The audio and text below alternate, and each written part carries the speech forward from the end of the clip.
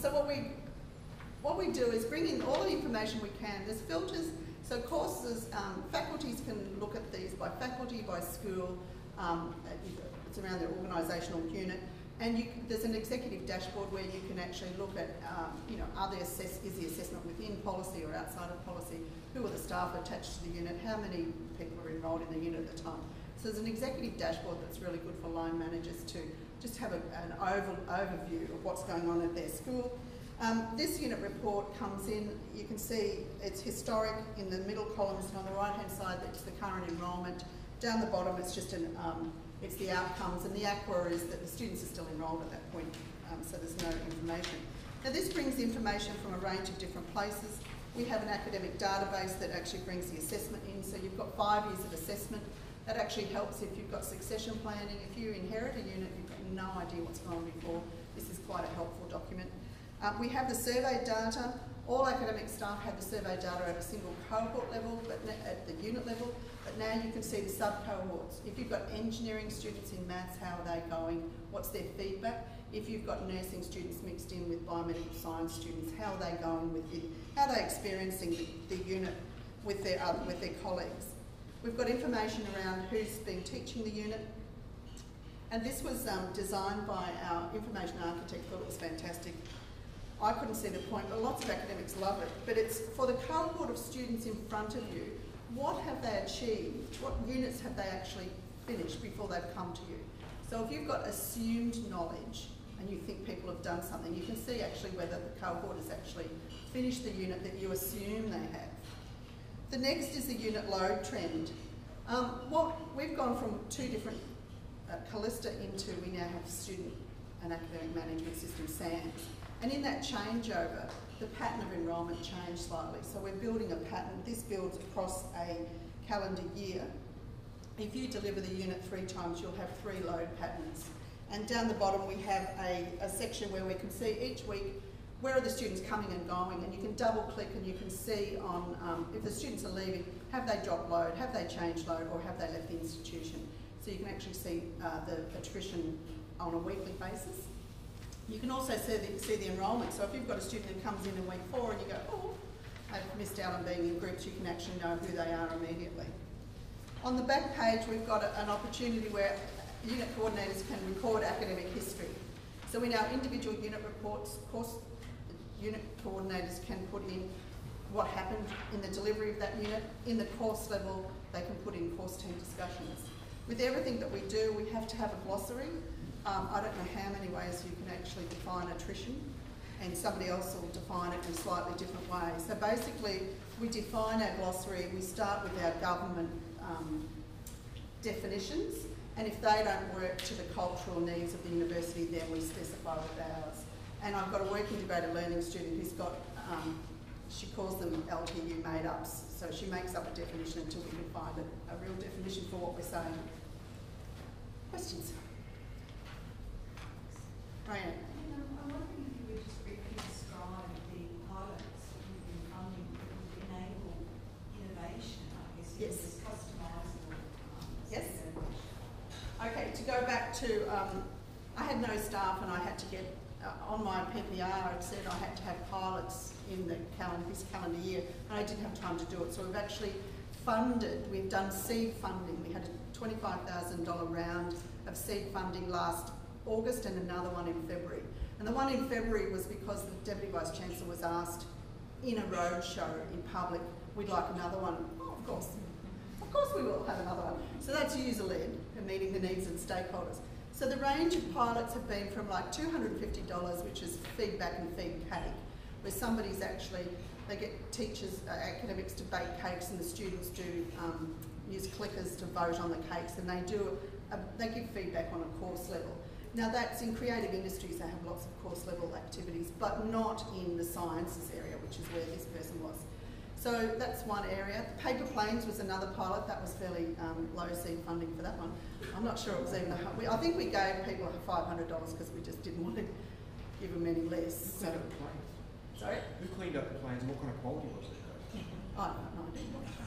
I'll wait for the report and let you know. And the financial acquittal of the $500. And then there was Others were peer review, so building on peer review that we've already had before. They took previous research from ARTC projects. So there's one with sessional staff in business and another one with ongoing staff in law.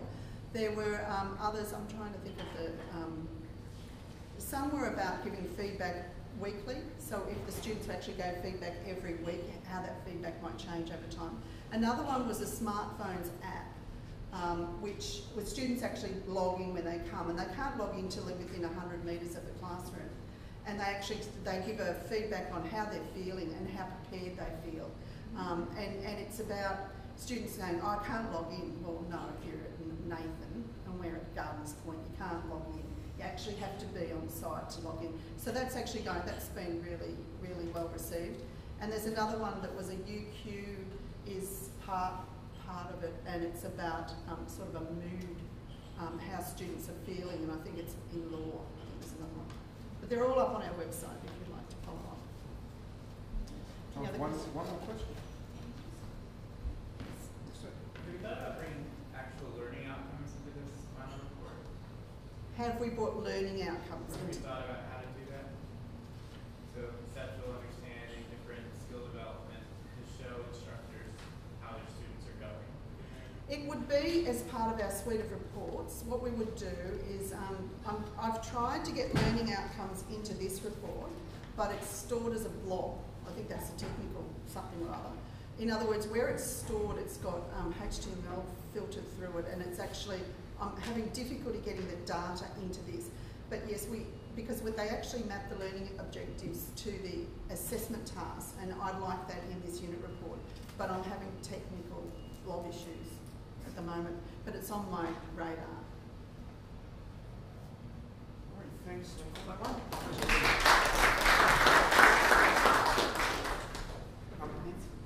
So we've got a little bit of an activity coming up next before the inevitable food.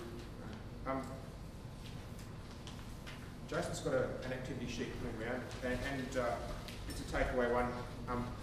It will require that we sort of work together on something related to, well, what you've seen already will sort of feed your discussion, I would suggest. Let's just say.